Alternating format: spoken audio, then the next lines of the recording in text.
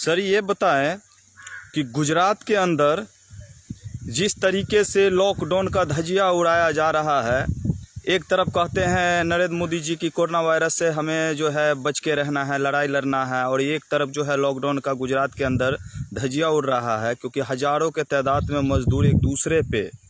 लड़ मर कर के अनाज लेने की जो है प्रक्रिया कर रहे हैं। उस पर क्या कहना चाहते हैं सर? देखिए, 27 तारीख को माननीय प्रधानमंत्री ने कहा है कि हम सभी मुख्यमंत्रियों से बात करके हल निकालेंगे। अगर यदि कल की डेट में 27 तारीख को 27 अप्रैल को यदि प्रधानमंत्री ने ये गरीब मजदूर जो बाहर फंसे हुए हैं इनको घर भेजने का डिसीजन नहीं लिया तो इससे स्पष्ट हो जाएगा कि जो गुजरात में हम लोग को देखने को मिला कि हजारों की संख्या में लोग राशन के लिए मार कर रहे हैं और एक दूसरे के ऊपर वो उसको धक्का दे रहा है, वो उसको धक्का दे रहा है ताकि मेरी बारी आ जाए। तो जब प्रधानमंत्री कह रहे हैं कि दूरी बना के रखिए, 3 फुट की दूरी, तो गुजरात है,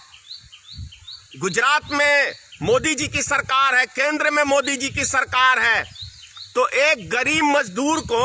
यदि मोदी सरकार 5 किलो अनाज तक नहीं दे सकती है तो इसका मतलब है कि गरीबों को, बिहार के मजदूरों को, यूपी के मजदूरों को, झारखंड के मजदूरों को, इनको समाप्त करने की एक बहुत बड़ी नरेंद्र मोदी ने साजिश रचा है। इसका सीधा आरोप मैं भारतीय मित्र पार्टी की ओर से लगा रहा हूं माननीय प्रधानमंत्री जी के ऊपर कि यदि ये गरीब मजदूर कोरोना वायरस से मरे ना मरे, लेकिन ये स्पष्ट है कि ये भूख से जरूर मर जाएंगे। और नहीं तो यदि इनको अनाज नहीं मिलेगा खाने पीने के लिए, और ये लाइनों में जिस तरीके से लग रहे हैं, और गुजरात के अंदर 3000 से ऊपर मरीज हो चुके हैं कोरोना वायरस के, अगर उसके अंदर एक भी कोरोना वायरस का मरीज पाया जाता है तो कितने आदमियों को वो बीमारी लगाएगा इसका अंदाजा भी नहीं है किसी को। और अंदाजा लगा ले सरकार जिस चीज की ये लोग प्रचार करते हैं। तो इसका मतलब है कि गरीब मजदूरों को इस देश में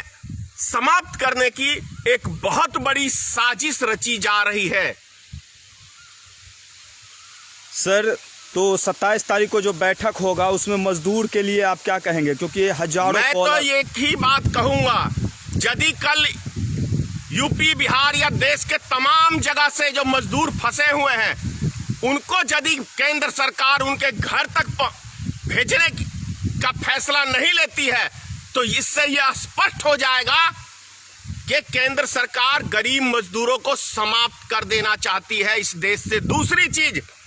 वीआईपी से वीआईपी परिवार के घर के अंदर शहर में रहने वाले वो 15 दिन से ज्यादा का अनाज कभी घर में नहीं मंगाते हैं।